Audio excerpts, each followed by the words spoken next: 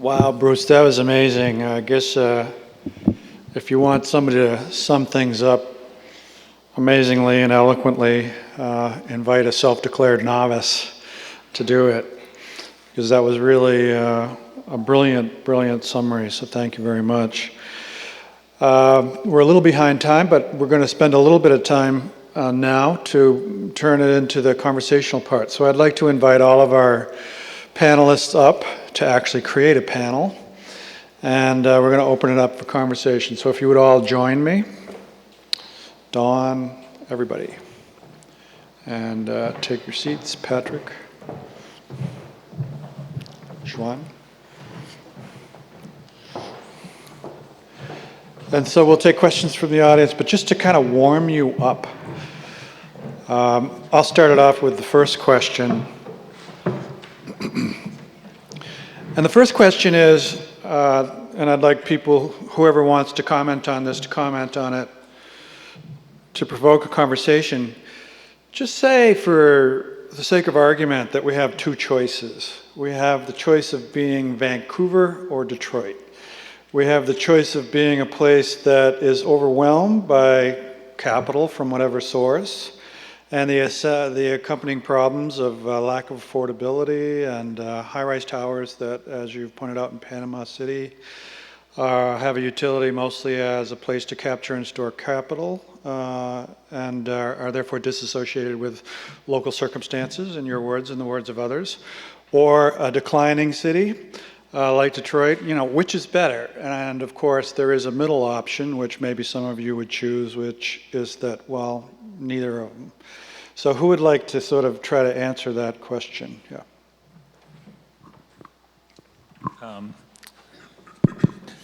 So I think there's a myth of Detroit. I think Detroit's already turned the corner, and I think a lot of other cities would like to be Detroit. Incredible amounts of attention that Detroit is getting, and really interesting dialogues, partnerships, new initiatives. I mean, what's happening in Detroit now is actually, I think, phenomenal.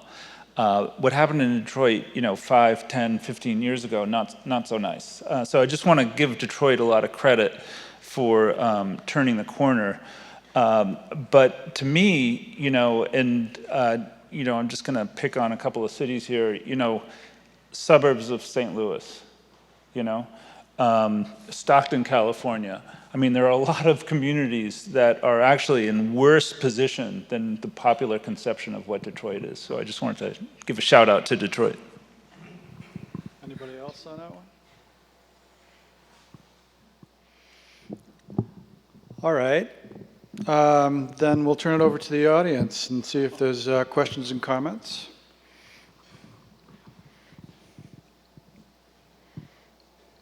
We have people with microphones too.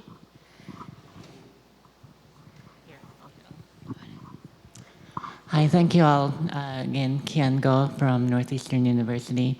So I'd like to add a comment to your initial question about Vancouver and Detroit. I mean, if we were, for instance, to take David Harvey's words to heart about urbanization and capitalism, then we could argue that it's not different forces that are creating these two different kinds of social and spatial conditions in Vancouver and Detroit, and that we have global capitalism that is taking advantage in spatial and temporal terms in different places. And in that case, the potential upswing in Detroit would be yet another shift in spatial investment trends and strategies. And so I wonder if we could perhaps focus the conversation on broader issues of political economy, since all of you have given such sort of precise and quite tantalizing glimpses into specific cases and specific projects. But I feel like we haven't really tackled more critically some of the broader structural issues at play. Who would like to take that one on?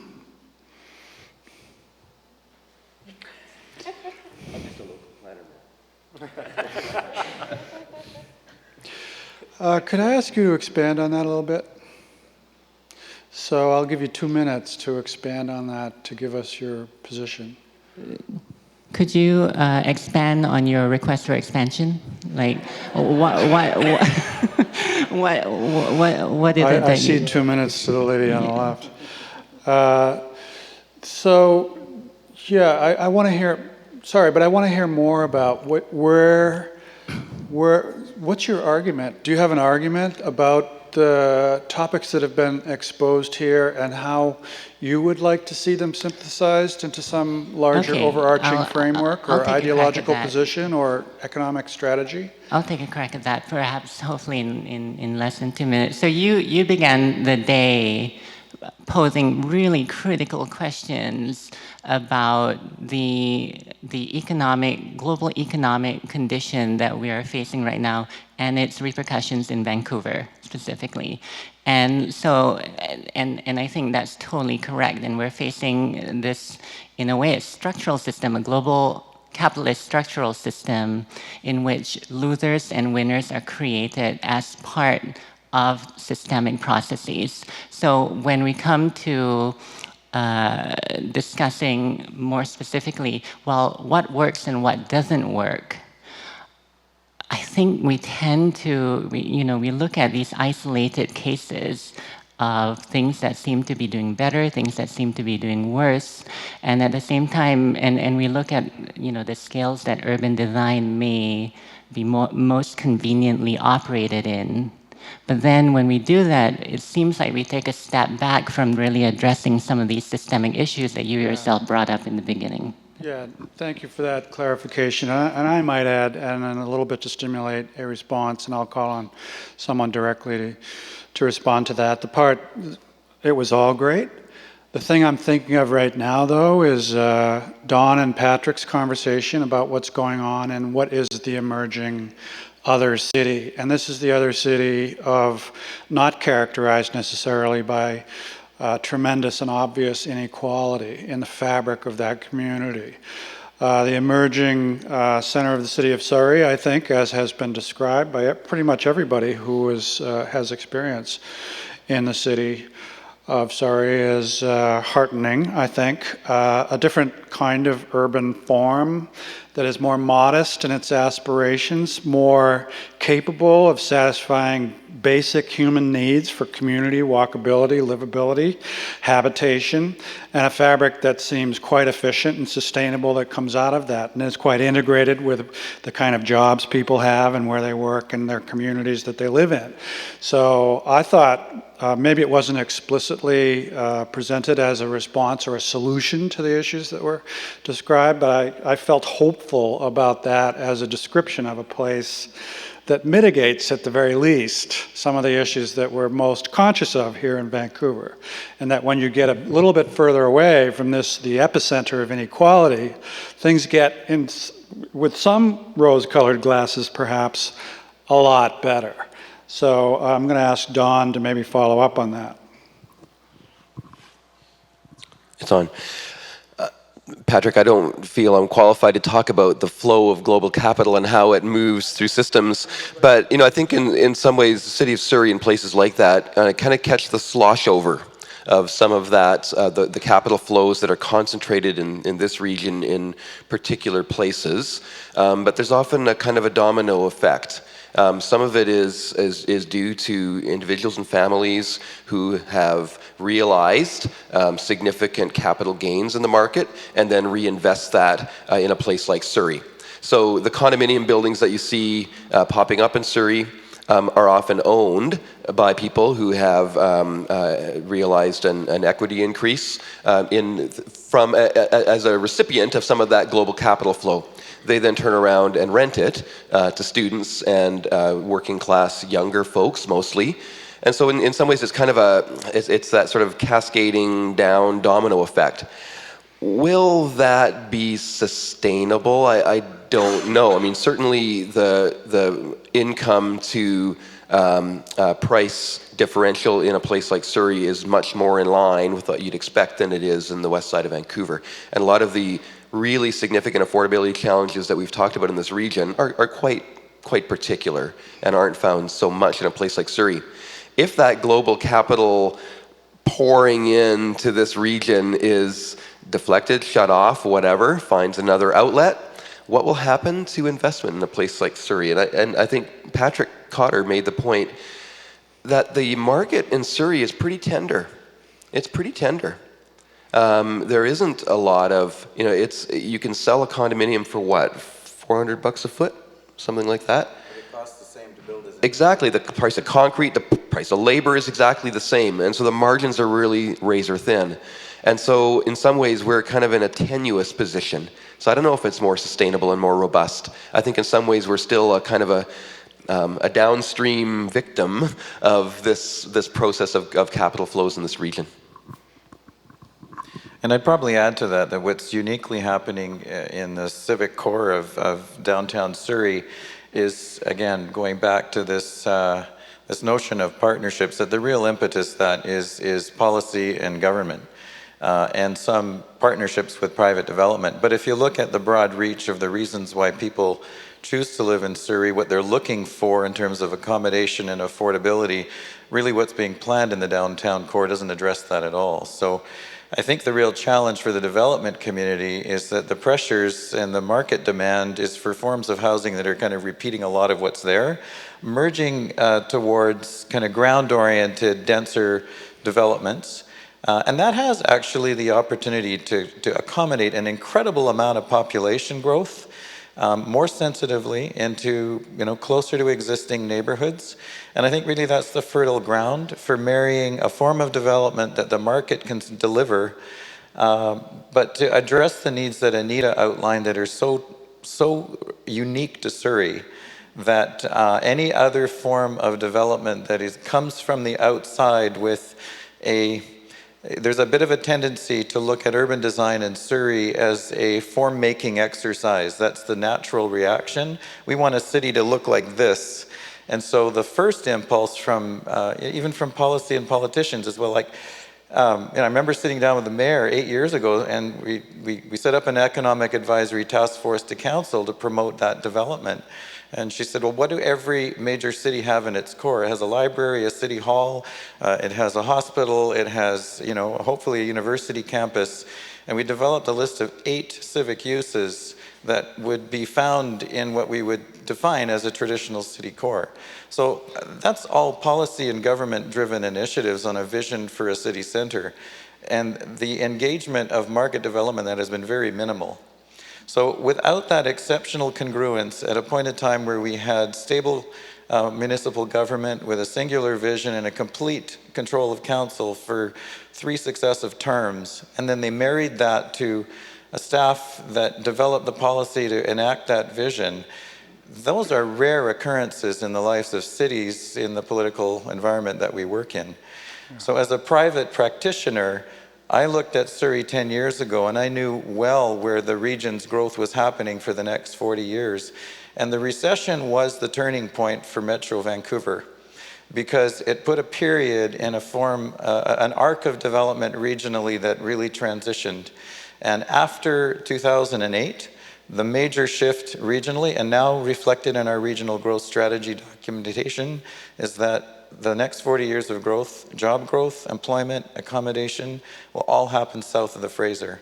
So that's the opportunity to seize on what can be entirely different form of city making that is going to be responsive to creating the kind of community and individual needs-based environments that we're really wanting to create.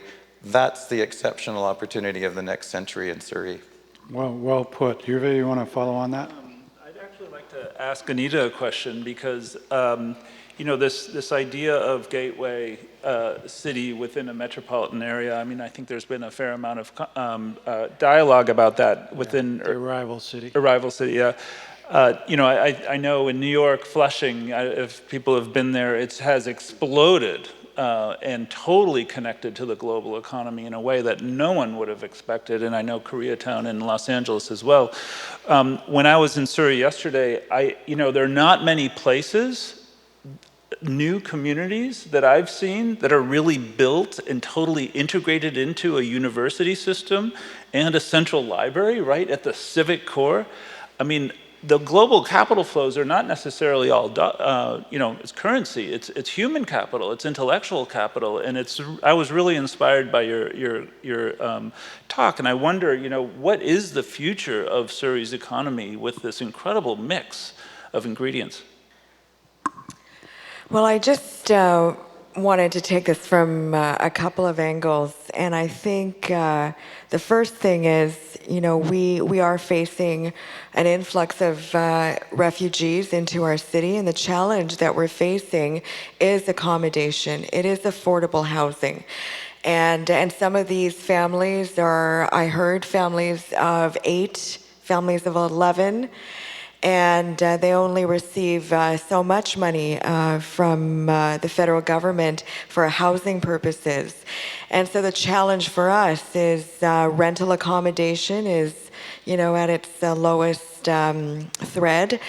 And, having said that, there is a move, especially in city center. You take a look at developers like Westone. They're building this development called Evolve, and they're focused on affordable housing, and that's where policy and governance kind of come into the mix again, as Patrick articulated. And there has to be that conversation, as this lady had said. Because we don't want to lose our human capital. A third of our population is under the age of 19. They need to have livable cities. That's why we're advocating for this light rail transit, so densification can occur along the line, whether it's a mixed commercial residential type of structure. But, the thread of Surrey, it's a very large city. And that is a unique proposition for city planners like Dawn. But that's where the opportunity exists. But it is a challenge, and it's not going to be one ingredient for one recipe. It's going to be a blend of ingredients to make the recipe for our city that is Surrey. Bruce, anybody else? I think one of the things that I'm increasingly fascinated by is that I think when I grew up, cities were just kind of places, and some of them were a little more interesting than others. Now I think when you look at the new economy, Uwe's point that globalization is here and it's here to stay, I think cities can be real generators of ideas and innovation. And what's interesting to me in that is they won't be if they are simply lumps, if they just simply exist for places for people to stay. So cities like San Francisco and Los Angeles and Vancouver and New York, I think are cities that people actually really want to be in. They're places that talent wants to move to. And the problem of affordable housing is critical, but the truth is the really smart people, I thought earlier when the internet became a thing, that it would mean that people would live in rural areas, they live in suburbs, and they'd all sort of intellectually just commute on their computer screens.